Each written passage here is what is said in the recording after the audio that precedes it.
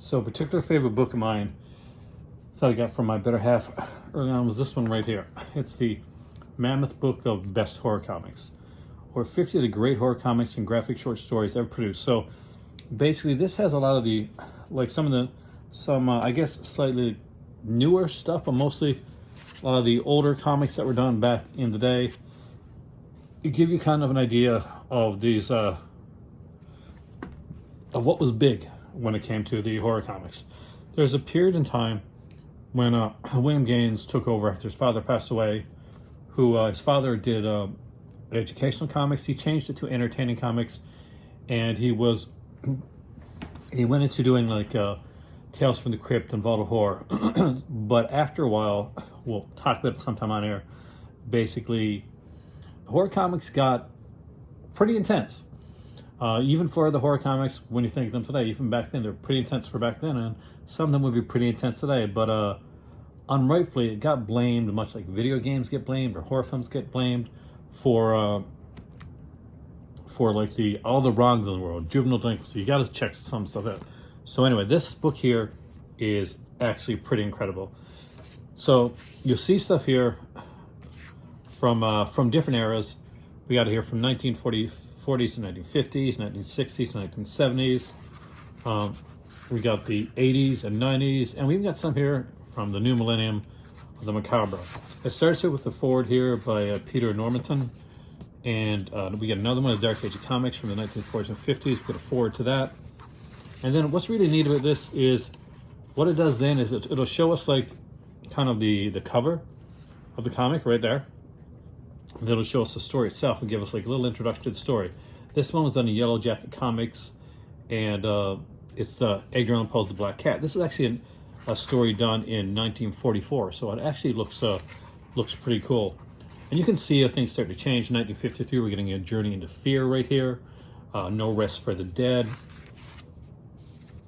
And as we go on through, you'll see things like Web of Evil, done in 1952. The Corpse That Wouldn't Die. And we'll see more ghastly characters come up here.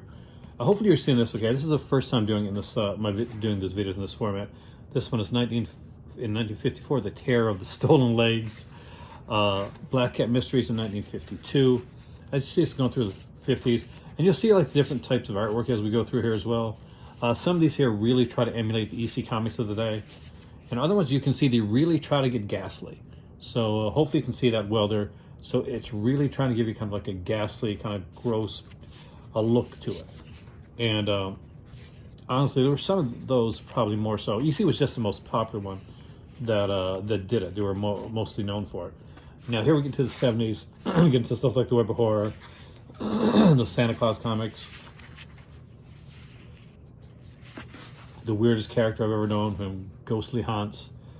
38. I used to collect Ghostly Haunts actually. They had some amazing artwork in this comic. I really love the stuff that's been done here. Let's dive on a little closer. We got like Chris McCara from Demon Dreams from 1984, and you can see we got a lot of people here trying to do their very Bernie Wrightson-ish style of artwork. And I love the fact that these here are done in black and white. I find when you're looking at a horror comic, there's Mr. Monster right here, from, of course, Dark Horse Presents, 1988, that you get a lot of these here, and they'll have a very kind of unique style and artwork to them. Something that I actually personally enjoy. One of these days, I'm going to chop you into little pieces. Just some incredibly great stuff, like being done. We got the Dunwich Horror here, H.P. Lovecraft, and that was done in 1999 from the Haunter of the Dark and Other Grotesque Visions. These are some of these are pretty intense. Like the artwork is pretty intense in some of the stuff, and you can see like a change in the artwork as we go through.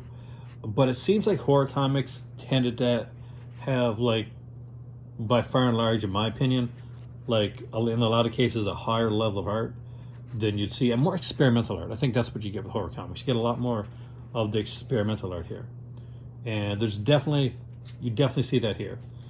Now this is not so much my jam, but you see as they get as they're still experimental, but not in like the way that I would actually take it. We get one with the picture cover, the Grave Swellers. Actually, a picture story. So that's unique. I actually haven't read this far in the book to see that aspect of it. So not quite sure what to think about that. Zachariah's Midnight Terrors. Now, I was a real big fan of Zachary. Of course, he's passed on now, but I used to love Zachary and the stuff that he did. If you like the movie Brain Damage, then Zachary has the voice in that. But again, just to let you know, there's some great stuff in here. Worth checking out. Psycho from 1973, issue number 15. Ghouls Walk Among Us. There's just such great artwork in here. And like they mentioned on the back here, you get stuff from Dead World, Steve Niles, Cal McDonald, Modern Horror with Noir of the 1950s, Dream Snake from Robert E. Howard, Mythmaker adaptation of the Giant Fantasy Horror, Secret Files of Dr. Drew, Now Another Maniac from Skywalk Psycho, An Uncompromising Darkness, just a whole ton of stuff from the 1950s right up into the 2000s. Just some incredible stuff, and you'll find, as I do probably, that the 50s to 70s era of this tends to be the best stuff they put out. So thank you for joining me here tonight, and the Call to Comics, and I'll see you here soon.